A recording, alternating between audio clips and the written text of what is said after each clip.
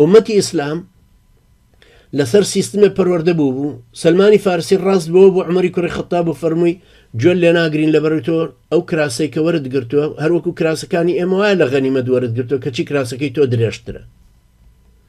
هیچ کەسێک لەم ئومەتە قبوڵی نەبووە ئەم خەلیفە چاکانە لەسەر ماڵی بەیت المال بژی. ئەبوو بەکری سەدیق خۆی یەکێ بوو لەو دەوڵەمەندانەی قوڕەیش کە بوو بە خەلیفە ڕۆژی دووەم بزنێکی هەڵگرت و بیبە بۆ بازار بیفرۆشە. وتیانەوە چیەکەی؟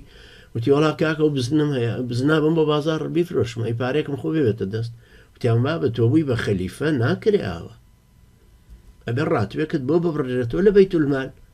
بۆیان بڕیەوە فەرمووی کەمە چونکە ئەمە دوو دەست جلی پێ کڕێ لە یەکیان هاوینەیەکیان زستانە. ئەنجا خۆراکی ماڵەکە بەش ناکە ئەوەندە تۆزێکیان بۆ زیاد کرد.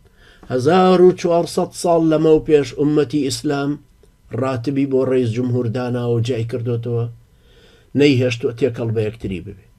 ئێستا ئەمێکە ئەوروپا فەخر و شانازیمان بەسەراکە کە مەلیک و ڕێیس جمهورەکان ڕاتبی خۆیان هەیە پێشەوەی ببن بە ڕێیس جمهور ئەزانن مڵکیان چەندە و حساب بانکیەکەیان چەندی تایە. دوایش کە دێنە خوارەوە لە ڕیاسی جمهوری و لە مەلەکایەتێکە پێیانەڵێن بزانن چەندی زیاد کرد یا چەندی کەم کرد.